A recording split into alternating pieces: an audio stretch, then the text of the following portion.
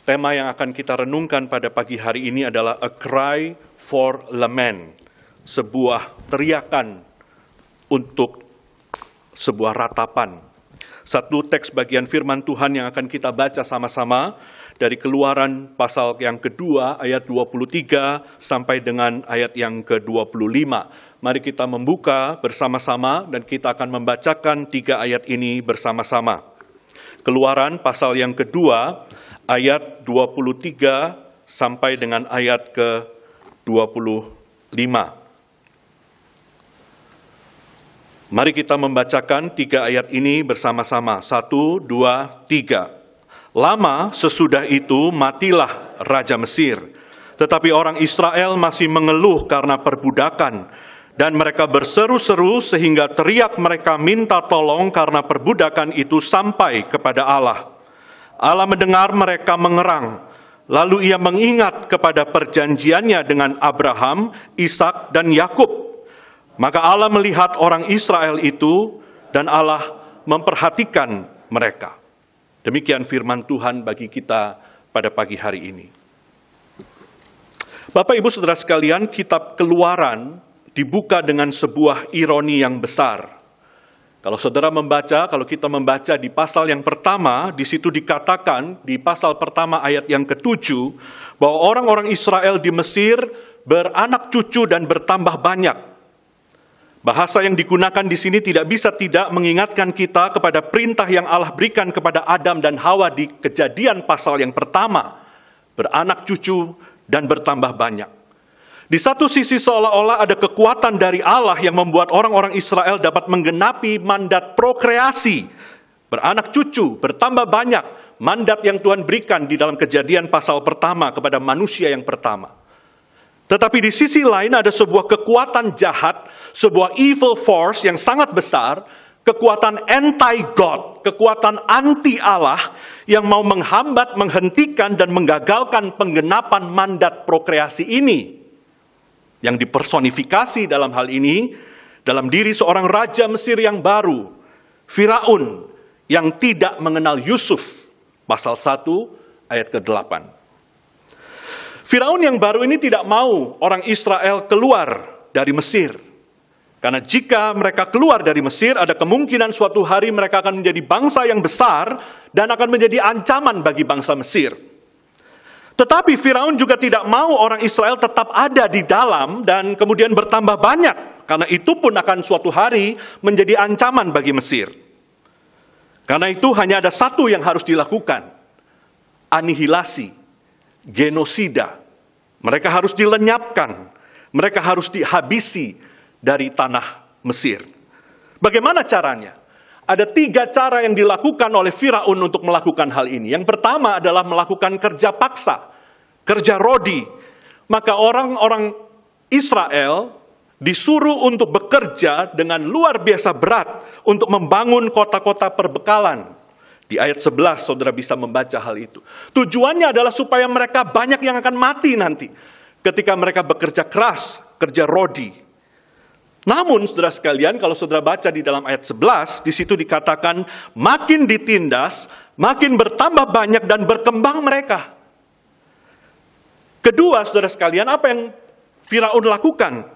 Firaun menyuruh bidan-bidan Mesir membunuh bayi laki-laki dari perempuan Ibrani pada waktu mereka dilahirkan. Tetapi bidan-bidan itu ternyata lebih takut kepada Allah daripada kepada Firaun, sehingga mereka membiarkan bayi-bayi itu tetap hidup. Di ayat ke-20 dikatakan lagi, maka bertambah banyaklah bangsa itu dan sangat berlipat ganda. Maka saudara lihat di sini seakan-akan ada satu kekuatan dan ada kekuatan antitesis yang lain. Setelah kedua cara ini gagal, maka cara ketiga, cara terakhir yang dilakukan oleh Firaun adalah memerintahkan kepada seluruh orang Mesir untuk membunuh bayi-bayi Israel dengan cara melemparkan bayi-bayi itu ke sungai Nil. Dalam masa-masa seperti ini, orang Israel mengalami penderitaan yang sangat hebat. Mereka menderita bukan saja karena penganiayaan dan karena perbudakan secara fisik, tetapi pada saat yang sama mereka juga mengalami perbudakan secara politik, ekonomi, sosial, bahkan spiritual. Firaun bukan saja membunuh tubuh dan raga mereka, tetapi Firaun juga membunuh jiwa mereka, karakter mereka, identitas mereka, jati diri mereka, asa, harapan mereka, bahkan membunuh iman mereka. Firaun bukan hanya membuat orang Israel suffer, menderita, tetapi Firaun membuat mereka bitter, pahit. Dan inilah yang ditulis di dalam pasal pertama ayat ke-14. Memahitkan hidup mereka. Membuat hidup mereka pahit. Saudara, suffering itu satu hal. Tetapi yang lebih berat dari suffering sebetulnya adalah bitterness, kepahitan.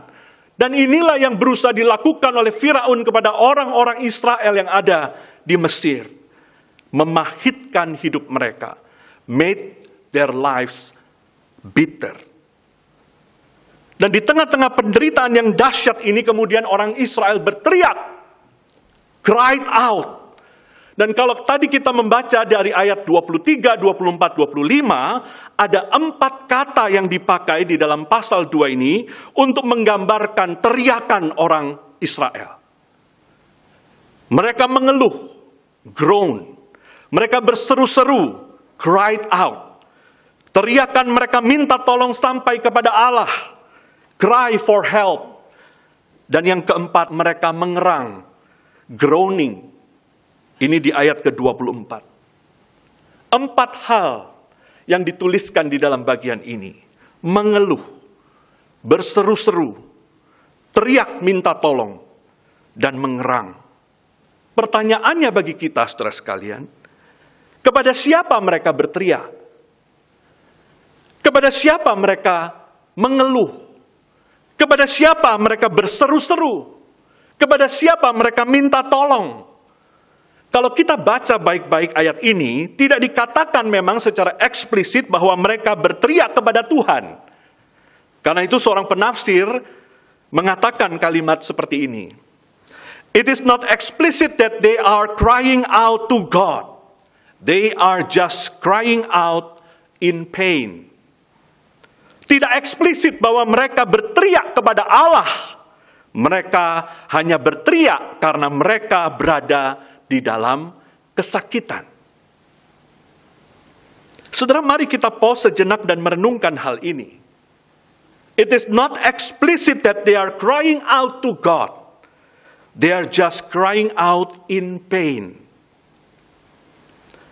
Saudara-saudara, ketika kita mengalami pergumulan, ketika kita mengalami kesulitan hidup, ketika kita mengalami penderitaan, apapun penyebabnya, bencana alam, wabah corona, sakit penyakit, masalah ekonomi, masalah keluarga, masalah dengan relasi, atau kita diserang secara pribadi, kita dihina, kita difitnah, kita ditindas, kita disakiti, kita didiskriminasi, kita diperlakukan dengan tidak adil, kita dibully, kita direndahkan oleh orang lain. Kita kemudian berteriak, kita kemudian mengeluh, kita kemudian mengerang, kita menangis, kita meratap. Pertanyaannya, apakah teriakan dan ratapan kita sungguh-sungguh kita address kepada Tuhan?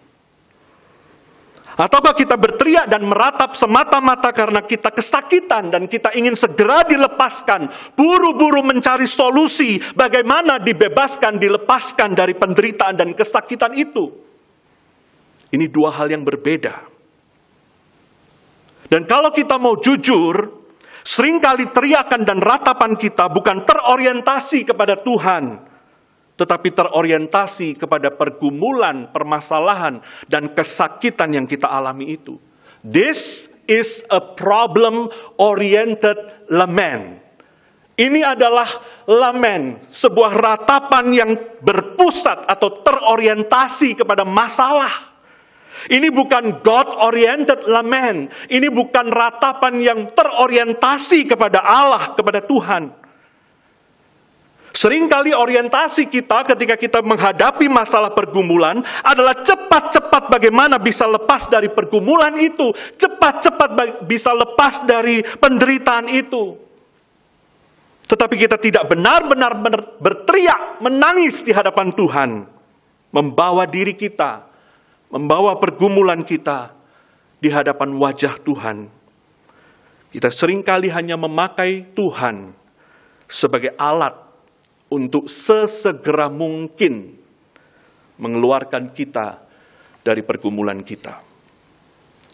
Hari ini kalau kita sakit, lalu kita berteriak, lalu kita minta kesembuhan dari Tuhan. Pernahkah kita bertanya, saudara sekalian, setelah sembuh lalu apa? Setelah Tuhan memberikan kepada kita kesembuhan lalu apa? Biasanya kita tidak pernah bertanya, bukan? Fokus kita pokoknya sembuh Tuhan. Hari ini saya sakit, pokoknya Tuhan beri kesembuhan. Tetapi pernahkah kita bertanya, setelah sembuh lalu apa? Setelah sembuh mau apa? Hari ini kalau kita ada di dalam krisis corona seperti ini, lalu kita minta Tuhan segera lepaskan kami dari wabah ini. Setelah Tuhan lepaskan, kita mau apa? Kita jarang bertanya kalimat seperti itu, bukan? Apakah supaya kita bisa lebih baik melakukan kehendak Tuhan nanti? Apakah supaya kita bisa lebih efektif lagi dipakai oleh Tuhan nanti? Apakah supaya kita lebih siap lagi mengerjakan panggilan Tuhan nanti ketika Tuhan melepaskan kita? Dan kalau saat ini kita belum mendapatkan apa yang kita minta, kalau kita sakit dan kita belum disembuhkan, kalau wabah corona ini belum berakhir, kita harus menanggung sakit penyakit, kita harus menanggung masa-masa yang sulit seperti ini. Pernahkah kita bertanya, Tuhan, apa kehendak-Mu bagiku di dalam situasi ini? Tuhan, Engkau mau aku belajar apa dari keadaan ini? Tuhan, bagaimana peristiwa ini membuat aku makin mencintai-Mu, makin bersandar kepadamu, dan makin taat kepadamu? Kita jarang bertanya pertanyaan-pertanyaan seperti ini. Karena orientasi kita hanyalah saya dan masalah saya. Ratapan yang benar, lemen yang benar, bukan terorientasi pada masalah. Ratapan yang benar bukan urusan saya dan masalah saya, lalu memakai Tuhan hanya sebagai alat untuk melepaskan saya dari masalah saya. Ratapan yang benar betul-betul membawa diri kita seutuhnya, sejujur-jujurnya, hati kita, jiwa kita, pikiran kita, kehendak kita, perasaan kita, dengan segala kebingungan kita, kebimbangan kita, keraguan-raguan kita, kepedihan kita, air mata kita, bahkan kemarahan kita, dan kita bawa pergumulan kita secara real, apa adanya ke hadapan hadirat Tuhan. Kita mengangkat hati kita kepada Tuhan, sursum corda dalam bahasa Latin. Dan kita menghadap wajah Tuhan, coram Deo. That is the true lament. Lamen atau ratapan yang sejati adalah ratapan yang dilakukan di hadapan wajah Allah. Coram Deo. Bethany Huang dan Kristen Johnson di dalam buku yang baru-baru ini saya baca, berjudul The Justice Calling, mengatakan tentang lament, tentang ratapan seperti ini. Saya akan bacakan bagi kita semua. To lament is to ask why and why not, as well as what are you doing, God, and where are you? To lament is to pour out our hearts, holding nothing back. It is to pray without trying to be more full of faith than we actually are. Lament is prayer that honors the honesty of pain and anger while also honoring the truth that God is the one who reigns and whose hesed, love, never fails. Lament holds in tension all the suffering that seems to make no sense with a determination to believe that God is just. Lament draws us near to God when we are tempted to turn away. Meratap berarti bertanya, mengapa Tuhan? Dan mengapa tidak Tuhan? Sekaligus bertanya, apa yang Kau sedang kerjakan Tuhan? Dan di mana Engkau Tuhan? Meratap berarti mencurahkan seluruh isi hati kita kepada Tuhan tanpa menahan apapun. Meratap berarti berdoa tanpa mencoba mengingkari keadaan kita yang sebenarnya. Tanpa berpura-pura datang kepada Tuhan dengan iman yang penuh.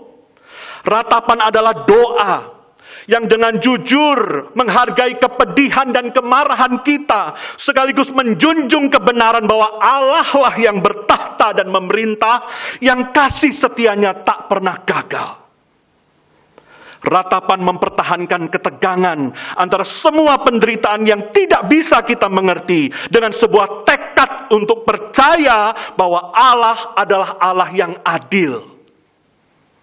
Ratapan yang benar mendekatkan kita kepada Allah ketika kita tergoda untuk berpaling darinya. Lament draws us near to God when we are tempted to turn away. Kalau ada saat yang tepat bagi kita untuk meratap, inilah saatnya. Inilah waktunya. Inilah waktunya kita datang mengangkat hati kita, berteriak, menangis, menyatakan segala kebingungan, pertanyaan-pertanyaan, dan kebimbangan-kebimbangan kita secara jujur di hadapan Allah. Masalahnya saudara-saudara, hari ini kalau kita tanya dalam diri kita, berapa banyak waktu yang kita pakai untuk betul-betul bisa meratap dan menangis dengan benar? Saya pernah membaca kalimat di sebuah artikel mengatakan seperti ini, "The problem in our world and in our church is that we never take time to weep." Masalah di dalam dunia kita dan juga di dalam gereja kita adalah kita tidak pernah punya waktu untuk menangis. Kita tidak pernah punya waktu untuk menangis dan meratap, apalagi menangis dan meratap dengan benar. Kita tidak pernah punya cukup waktu untuk membawa air mata kita kepada Tuhan. Memproses semua kepedihan, memproses semua kebingungan, memproses semua keraguan, ketidakmengertian, dan pertanyaan-pertanyaan yang ada di dalam benak kita dengan jujur di hadapan Tuhan. Seringkali kita terlalu cepat rush into solutions. Buru-buru mencari solusi, cepat-cepat ingin keluar dari kondisi yang tidak nyaman, tidak menyenangkan.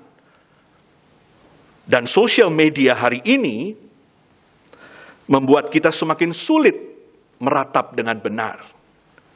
Bayangkan saudara sekalian, setiap detik kita dibombardir dengan informasi, berita, gambar, lagu, video, memes, informasi yang begitu banyak. Di detik yang satu kita membaca berita yang tragis. Mungkin angka kematian karena wabah COVID ini yang sudah terus naik. Belum sempat kita memprosesnya, belum sempat kita berhasil mencernanya, menangis, meratapi berita itu. Di detik berikutnya kita sudah dibombardir lagi dengan puluhan atau ratusan berita yang lain. Sosial media hari ini membuat kita semakin sulit betul-betul menangis dan meratap. Kita semakin sulit untuk memproses pain, memproses suffering, memproses injustice yang kita lihat di hadapan Tuhan, dan punya cukup waktu untuk meratap dengan benar. Setelah beberapa hari terakhir ini, ketika saya mempersiapkan khotbah ini, saya merenungkan betapa kemampuan berair mata, kemampuan untuk menangis, itu adalah sebuah gift from God. Sebuah karunia dari Tuhan. Saudara, secara fisik air mata itu gift from God. Secara biologis, secara medis, kalau kita belajar, tentu kita tahu air mata kita ini punya fungsi yang sangat penting. Membersihkan, melindungi, menjaga kelembapan, dan sebagainya. Di dalam dunia kedokteran ada istilah DED, Dry Eye Disease atau Dry Eye Syndrome. Sindrom yang terjadi karena mata kita itu terlalu kering karena tidak bisa memproduksi air mata dengan normal. Dan akibatnya bisa fatal untuk kesehatan mata kita. Itu secara fisik, secara biologis. Secara rohani, kemampuan berair mata, beberapa hari ini saya renungkan, betapa berair mata itu adalah gift from God. Kita bisa menangis, itu adalah karunia dari Tuhan. Bisa menangisi diri yang masih terus-menerus jatuh di dalam dosa. Bisa menangisi dunia dengan segala duka dan deritanya. Bisa menangisi sikap-sikap diskriminatif di dalam gereja yang masih ada sampai hari ini. Bisa menangisi ketidakadilan di dalam masyarakat. Bisa membawa diri kita dan pergumulan kita apa adanya di hadapan Tuhan. What a gift. Betapa ini adalah satu karunia dari Tuhan kalau kita masih bisa berair mata. Hari ini apakah kita masih bisa berair mata, saudara sekalian? Hari ini kalau kita masih bisa berair mata, mari kita tanya di dalam diri kita masing-masing, hari ini air mata kita jatuh karena apa? Hari ini kita menangis untuk apa? Hari ini kalau kita masih bisa berair mata, kita berair mata untuk siapa? Apakah kita menangis karena pulsa habis? Karena koneksi internet lambat? Karena HP kita lowbat? Atau karena apa? Karena kita di karantina?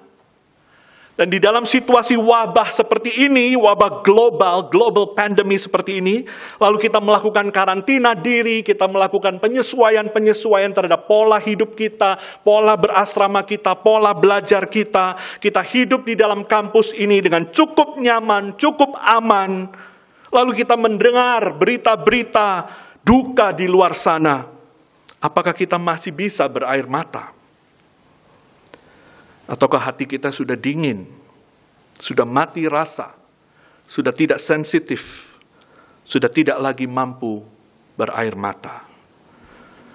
Maka hari-hari ini ketika saya mempersiapkan khotbah ini, saya berdoa untuk diri saya sendiri, dan berdoa untuk komunitas kita, untuk kita semua, di dalam masa-masa karantina ini. Dan kita nggak tahu nanti hari depan seperti apa. Hari-hari ke depan akan seperti apa? Apakah seperti makin buruk atau makin baik, kita tidak tahu. Dan saya merenungkan bahwa kita sekaligus masih di dalam masa-masa Lent ini. 40 hari menjelang Jumat Agung. Saya berdoa, Lord, grant me the gift of tears. Lord, grant us the gift of tears.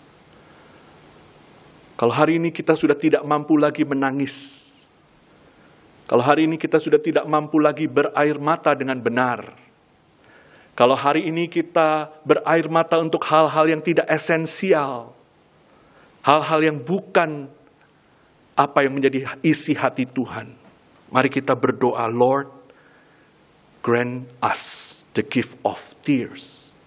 Mampukan kami sekali lagi untuk bisa menangis untuk hal-hal yang benar. Berair mata untuk dunia ini. Lamen atau ratapan adalah undangan dari Tuhan yang mendengarkan teriakan kita untuk membawa tangisan kita di hadapannya. Terlepas dari apakah orang-orang Israel secara eksplisit berteriak kepada Allah, terlepas apakah teriakan mereka ditujukan secara eksplisit kepada Allah, yang jelas di dalam pasal 2 ayat 23 sampai 25 ini adalah bahwa Allah mendengar teriakan mereka. Di dalam ayat 23 dikatakan teriak mereka minta tolong karena perbudakan itu sampai kepada Allah. Allah adalah Allah yang mendengarkan mereka.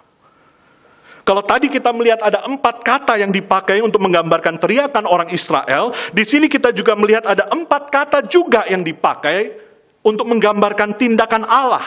4 hal. Pertama, Allah mendengar, God heard. Kedua, Allah mengingat, God remembered. Ketiga, Allah melihat, God looked upon. Dan yang terakhir, Allah memperhatikan mereka, God took notice. Allah mendengar, Allah mengingat, Allah melihat, dan Allah memperhatikan. Di tengah-tengah penderitaan orang Israel di Mesir, Allah tidak tinggal diam, Allah tidak lepas tangan, Allah tidak berpangku tangan, Allah tidak angkat tangan, tetapi Allah turun tangan. Dikatakan di ayat 24, Allah mendengar mereka mengerang. Ia mengingat kepada perjanjiannya dengan Abraham, Ishak, dan Yakub. Allah mengingat. God remembered. Allah mengingat bukan berarti dia sempat lupa, lalu sekarang dia ingat. Sama seperti kita yang seringkali lupa deadline tugas, bukan? Allah mengingat bukan berarti Allah lupa akan janjinya, lalu tiba-tiba Allah ingat kembali. Bukan. Kenyataannya adalah kita yang seringkali melupakan janji-janji Allah. Allah tidak pernah lupa dengan janjinya. Remembering, kalau kita telusuri bahasa aslinya, remembering di sini punya makna yang sama dengan acting. Remembering, mengingat di sini justru menekankan bahwa kairos, waktu Allah sudah datang. This is the time for God to act. Ini adalah waktunya Allah untuk bertindak. Allah punya timetable sendiri, saudara sekalian, yang seringkali berbeda dengan timetable kita. Ketika dikatakan Allah mengingat, artinya inilah saatnya Allah akan bertindak untuk menggenapi janjinya sebagai wujud kesetiaannya kepada covenant, kepada perjanjiannya dengan umat Israel. Allah bertindak bukan sekedar untuk membebaskan Israel. Allah bertindak bukan sekedar untuk melepaskan Israel dari penderitaan yang mereka alami. Sama halnya hari ini ketika Allah bertindak di dalam hidup kita, bukan sekedar Allah mau mengeluarkan kita dari masalah kita. Bukan. Itu terlalu kecil buat Allah. Allah bertindak sesuai dengan kedaulatannya, sesuai dengan caranya sendiri, di dalam kairosnya, di dalam waktunya, dengan caranya untuk menggenapkan rencana dan kehendak Allah bagi umatnya. Bagi Tuhan, mengeluarkan kita dari satu masalah, memberikan kita solusi supaya kita keluar dari kesakitan dan pergumulan kita, itu perkara mudah. Tetapi ketika Tuhan ketika Tuhan bertindak, dia bertindak bukan sekedar untuk memenuhi egoisme kita. Bukan. Allah adalah Allah yang berdaulat. Dan dia akan bertindak sesuai dengan rencana dan kehendaknya untuk setiap kita. Karena itulah kita perlu bertanya. Karena itulah kita perlu berefleksi. Karena itulah kita perlu merenungkan, Tuhan, kalau saya ada di dalam masa-masa yang seperti ini, apa kehendak dan rencanamu di dalam hidup saya? Dan nanti setelah Tuhan selamatkan kita, keluarkan kita dari masa-masa sulit seperti ini, kita sudah siap. Apa yang Tuhan mau kerjakan di dalam hidup kita selanjutnya untuk menggenapkan kehendak dan rencananya. Saudara, menarik kalau kita melihat struktur pasal 2 ayat 23-25 ini, seperti sandwich, ini seperti daging yang diapit oleh roti atas dan roti bawah, seperti sandwich, bukan? Dan bagian ini hanya 3 ayat. Kalau kita baca bagian ini, di bagian sebelumnya bicara soal apa? Bagian sebelumnya bicara soal Musa. Dan bagian sesudahnya bicara soal apa? Bagian sesudahnya juga bicara soal Musa. Jadi 3 ayat ini, bagian yang kecil ini seakan-akan seperti sebuah break. Break dari bagian yang sebelumnya dan kemudian nanti dilanjutkan lagi di bagian sesudahnya. Berbicara soal tema yang sama tentang Musa. Di bagian sebelumnya diceritakan bagaimana Musa itu keluar melarikan diri dari Mesir pergi ke Midian. Akhirnya dia 40 tahun ada di situ. Di bagian sesudahnya ditulis tentang bagaimana Allah kemudian memanggil Musa, mengutus Musa untuk Musa membawa bangsa Israel keluar dari Mesir.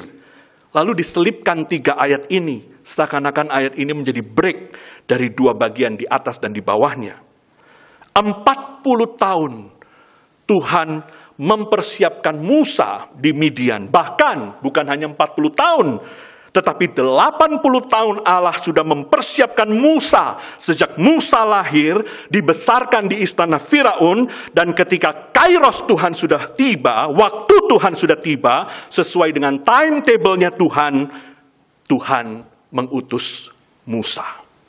Apa artinya?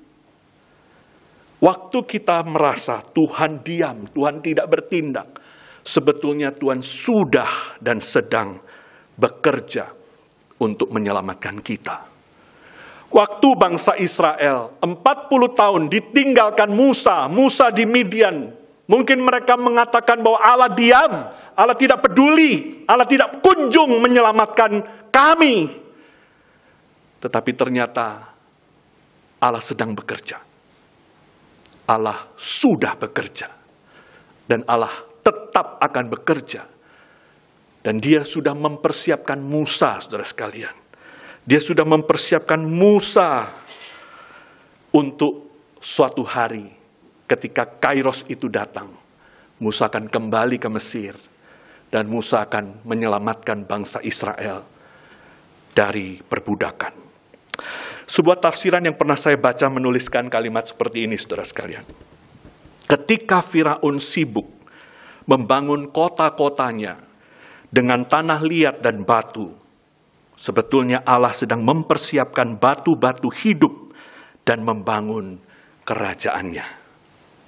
Ketika Firaun berniat jahat membunuh semua anak laki-laki Israel, Allah justru menempatkan seorang pembebas di dalam istana Firaun tanpa Firaun sadari.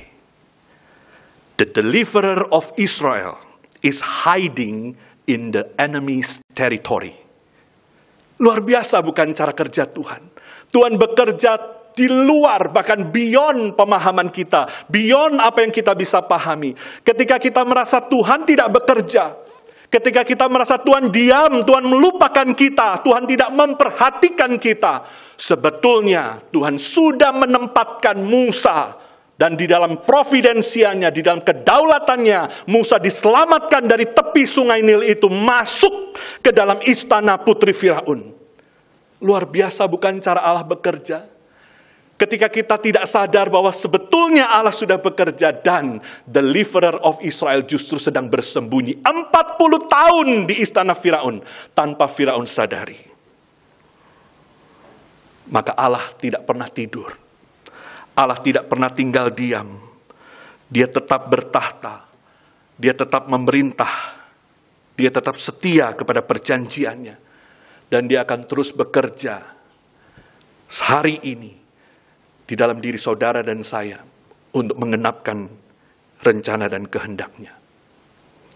Saudara, tanggal 9 Desember 1968, di malam terakhir sebelum Karl Barth meninggal dunia, dalam percakapan Karl Barth di telepon dengan seorang teman dekatnya, dengan seorang sahabatnya, Edward Turnayson, yang sedang patah semangat, sedang putus asa, melihat kondisi dunia yang semakin memburuk, peperangan, masalah ekonomi, masalah politik, masalah sosial, perpecahan di mana-mana. Di dalam percakapan di telepon itu, Karl Barth memberikan encouragement kepada sahabatnya. Dia mengatakan kalimat ini. Indeed, the world is dark. Still, let us not lose heart. Never. There is still someone who reigns, not just in Moscow or in Washington or in Peking, but from above, from heaven. God is in command. That's why I am not afraid. Let us stay confident even in the darkest moments. Let us not allow our hope to sink. Hope for all human beings, for all the nations of the world. God does not let us fall, not a single one of us, and not all of us together. Someone reigns. Keesokan harinya Karl Barth meninggal dunia. Memang dunia ini gelap. Meski demikian jangan kita berkecil hati. Jangan pernah. Masih ada yang memerintah, bukan hanya di Moskow atau di Washington atau di Beijing, tetapi dari atas, dari surga. Allah tetap memegang kendali. Karena itu aku tidak takut. Dan mari kita tetap percaya bahkan di momen-momen yang paling gelap ini, jangan biarkan pengharapan kita tenggelam. Pengharapan bagi seluruh umat manusia, bagi semua bangsa-bangsa di dunia.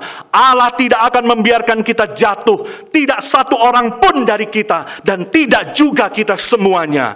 Dia tetap bertahta, dan Dia tetap memerintah. That is our living God. Maka hari ini dalam segala pergumulan kita, khususnya di dalam penderitaan masyarakat dan dunia kita karena wabah ini, mari kita sungguh-sungguh mengangkat hati kita, sursum corda, di hadapan wajah Allah, coram Deo, dengan air mata, dengan ratapan yang benar, minta kepada Tuhan, supaya sungguh-sungguh kita punya kemampuan untuk meratap. Bukan dengan ratapan yang self-centered. Bukan dengan ratapan yang egois. Bukan teriakan yang buru-buru dan sekedar meminta Allah mengeluarkan kita dari segala kesedihan dan permasalahan ini. Tetapi ratapan yang sungguh-sungguh membawa kita secara pribadi dan sungguh-sungguh membawa komunitas kita STT Amanat Agung berjumpa secara pribadi dengan Allah yang benar, Allah yang adil, Allah yang kudus, dan Allah yang mengasihi kita. Mari kita minta kepada Tuhan the gift of tears, kemampuan untuk menangis bagi dunia yang terluka dan dunia yang berduka. Menghadapi situasi seperti sekarang ini, dan kita tidak tahu hari-hari ke depan akan seperti apa. Ingatlah bahwa Tuhan tidak pernah tinggal diam. Tuhan sudah, Tuhan sedang, dan Tuhan akan terus bekerja untuk mendatangkan kebaikan bagi mereka yang mengasihi Dia, yaitu bagi mereka yang terpanggil sesuai dengan rencananya. Amin. Mari kita tundukkan kepala. Kita ambil waktu secara pribadi untuk berdoa.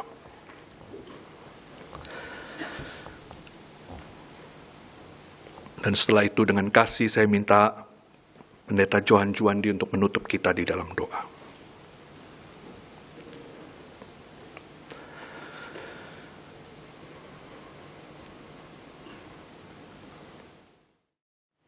Kami memuji-Mu Tuhan Allah kami yang hidup, sebab Engkau Allah yang besar dan mengatasi bumi. Kami bersyukur kami punya Allah yang dahsyat dan tidak ada yang mustahil bagimu, tidak ada yang Engkau tidak tahu, tidak ada hal yang Engkau tidak bisa antisipasi. Sebab itu Tuhan, kami setiap saat boleh datang kepada Tuhan dalam ratapan kami. Ya Tuhan, kami bersyukur untuk firman-Mu pagi ini, boleh merupakan suatu dorongan, supaya kami belajar untuk meratap dengan benar. Kasihani kami Tuhan, seringkali kami menangis, meratap, tetapi bukan untuk hal yang benar, melainkan untuk hanya cepat-cepat keluar dari masalah kami. Seringkali kami meratap, bukan supaya kami lebih mengenal Tuhan, dan berduka cita dengan hati Tuhan yang berduka. Melainkan hanya karena kami mau cara instan keluar dari masalah. Ya Bapa, biar Engkau sendiri menolong kami, terlebih dahulu mengenal Engkau dengan baik. Kami boleh mempunyai hati seperti hati Tuhan. Kami boleh menangis seperti Tuhan menangis. Kami menangis untuk hal-hal yang Tuhan tangisi. Ya Tuhan Yesus. Dan biar Engkau sendiri yang menolong kami, punya hati yang sensitif dengan situasi di sekitar kami, sehingga kami mengerti bagaimana seharusnya kami membawa ratapan kami di hadapan Allah.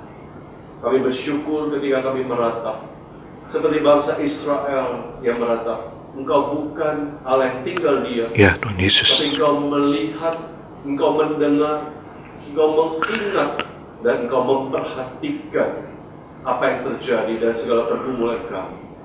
Kalau segala masalah kami tidak cepat berlalu, Beri kami ketekunan, karena kami tahu bukan Engkau lalai, bukan Engkau tidak mampu, bukan Engkau sibuk, tapi Engkau terus dan sedang bekerja Ya Tuhan Yesus. dalam waktumu dan caramu. Dan ajar kami untuk sabar dan tekun dan berdiam diri menanti-nantikan Tuhan. Terima kasih untuk firman-Mu yang begitu menguatkan kami pagi ini. Dan biarlah Roh-Mu memenuhi kami, Roh-Mu menghibur kami, menyegarkan, memperbarui hati kami juga. Berkati hamba-Mu, Murid Fandi yang telah menyampaikan firman yang boleh menguatkan kami semua. Dan segala puji, hormat, kemuliaan kembali kepada Tuhan Yesus Kristus yang pertama-tama telah membawa segala ratapan kami kepada Allah dan yang boleh mendamaikan kami dengan Allah ini. Kami bersyukur dan demi nama Tuhan Yesus Raja di atas segala raja, kami bersyukur dan berdoa. Amin.